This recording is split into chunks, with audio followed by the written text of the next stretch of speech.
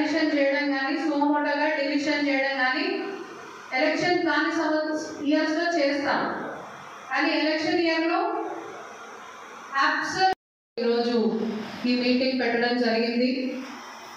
జిల్లా స్థాయిలో ఉండే జిల్లా ఎన్నికల అధికారిని నాతో సహా పత్తికొండ నియోజకవర్గాన్ని హ్యాండిల్ చేస్తున్న రిటర్నింగ్ ఆఫీసర్ ఆర్డీఓ గారు, అక్కడ నుంచి తహసీల్దార్లు, ఎంపీడీఓలు, వివిధ రకాల ఎంసీసీ టీమ్స్, పోలీస్ అధికారులతో పాటు పోలింగ్ స్టేషన్ పరిధిలో పనిచేయబోతున్న బిఎల్ఓలు అందరూ కూడా ఒక టీం పూర్తిగా ఇక్కడ ఈరోజు మీటింగ్కి పిలవడం జరిగింది. ఈరోజు వరకు కూడా నేను ఎప్పుడు బిఎల్ఓతో నేరుగా మాట్లాడడం జరగలేదు. టీసీలో, టెలికాన్ఫరెన్స్లోనో, వీడియో కాన్ఫరెన్స్లోనో తప్ప నా పాయింట్ ఆఫ్ వ్యూ కానీ నా ఎక్స్పెక్టేషన్ కానీ మనందరం ఒక టీంగా పనిచేయాలంటే మనం నిర్వహించాల్సిన బాధ్యతలు ఏమిటి అనేది ఇప్పటి వరకు నేను నేరుగా మీకు చెప్పే అవకాశం రాలేదు. దానికోసమే ఈరోజు ఎక్కువగా బిఎల్ఓతో, సెక్టర్ ఆఫీసర్లతో మాట్లాడుతూ కొన్ని మోడల్ కోడ్ ఆఫ్ కండక్ట్కి సంబంధించిన విషయాలు కూడా తెలియజేయడం జరుగుతుంది. ముందుగా there are few points I'll expect BLOs and others, whoever it is relevant to, I expect that you people note down and follow it up at a later point in time. So ముందుగా అంటే అది booth level officers. పోయిన June నుంచి కూడా summary రివిజన్లో భాగంగా చేస్తున్న వివిధ కార్యక్రమాలు, అది హౌస్ టు హౌస్తో మొదలుపెట్టి ఫార్మ్స్ కలెక్షన్ చేయడం కావచ్చు, డిస్పోజల్ చేయడం కావచ్చు, వాటన్నిటితో కూడిన డ్రాఫ్ట్ కావచ్చు, వాటి మీద తీసుకున్న అబ్జెక్షన్స్ కావచ్చు, ఫైనల్ రోల్ వేయటం కావచ్చు, తర్వాత కూడా వస్తున్న కంటిన్యూస్ అప్డేషన్ కావచ్చు.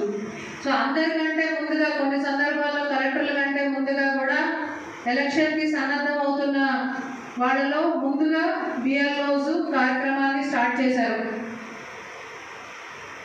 మిగిలిన సంవత్సరాలకి ఎలక్షన్ ఇయర్లో జరుగుతున్న సమ్మరీ రివిజన్కి ఒక స్పెసిఫిక్ డిఫరెన్స్ ఉంది. దాని గురించి నేను ముందుగా మాట్లాడాలనుకుంటున్నాను. 250 మంది పైన ఉన్నా కానీ సౌండ్ రాట్లా.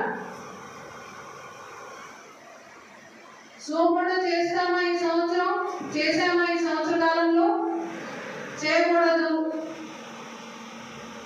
అడిషన్ కానీ చేయకూడదు, డిలీషన్ కూడా చేయకూడదు. సో అంటే నా ఇన్స్ట్రక్షన్లో మొదటి ఇన్స్ట్రక్షన్ దీనంతటికి ఎందుకు ముఖ్యమో ఇప్పుడే చెప్తాను. మే 13వ తేదీన పోలింగ్ జరుగుతుంది. వచ్చే నెల 13వ తేదీన పోలింగ్ జరుగుతుంది. పోలింగ్ జరుగుతున్నప్పుడు పోలింగ్ స్టేషన్ బయట ఓటర్ అసిస్టెన్స్ బూత్ అని పెట్టుకొని ఎవరు కూర్చుంటారు? బిఎల్ఓ కూర్చుంటారు. మరి అక్కడికి వచ్చిన ప్రతి వ్యక్తికి సమాధానం చెప్పాల్సిన బాధ్యత ముందుగా ఎవరి మీద ఉంటుంది? బిఎల్ఓ మీద ఉంటుంది. ఎవరికైనా ఉండవలసిన ఓటు పొరపాటున ఉండకపోతే మొదటిగా అడిగేది ఎవరిని? కాబట్టి మనం చేయాల్సిన పని అన్ని సంవత్సరాల కంటే ఎలక్షన్ ఇయర్లో చాలా ప్రముఖంగా ఉంటుంది. ఎందుకంటే అక్కడ మనతో పాటు అంటే బిఎల్ఓతో పాటు పోలింగ్ స్టేషన్ లోపల డ్యూటీ చేయడానికి వచ్చిన పోలింగ్ ఆఫీసర్స్ ఉంటారు. ఓటింగ్ సక్రమంగా జరుగుతున్నదా లేదా అని చూడడానికి పోలింగ్ ఏజెంట్లు ఉంటారు. అందరు క్యాండిడేట్లకి సంబంధించిన ఏజెంట్లు ఉంటారు. ఏ ఒక్క పార్టీకో ఏ ఒక్క వ్యక్తికో సంబంధించిన వాళ్ళు కాదు. మేజర్ పార్టీస్ అందరికీ సంబంధించిన ఏజెంట్లు అయితే ఖచ్చితంగా కూర్చొని ఉంటారు. సో అక్కడికి వచ్చిన ఓటరు నా ఓటు లేదు అని సమాధానం వస్తే అక్కడ ఉండే ఏజెంట్ ఊరుకుంటారా? అది నిజంగా జెన్యూన్గా ఉండవలసిన ఓటు అయితే ఏజెంట్లు ఊరుకుంటారా?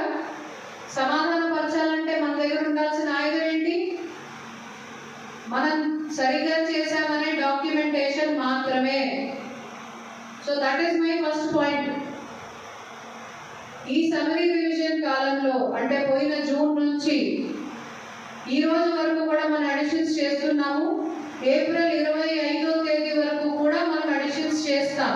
అంటే లాస్ట్ డే ఆఫ్ నామినేషన్ వరకు కూడా మనం అడిషన్స్ చేస్తాం.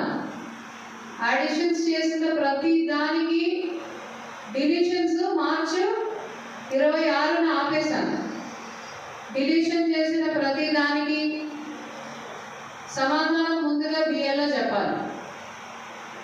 దానికి మనం ఎంత చక్కగా, ఎంత నిబద్ధతతో, ఎంత డిలిజెంట్గా ఈ 6-7 నెలల కాలంలో పనిచేశాము అన్నదానికి టెస్ట్ మే 13వ తేదీ నాడు పోలింగ్ జరిగిన రోజు మీకు ఎదురయ్యే సమస్యల ద్వారానే తెలుస్తుంది మీకు.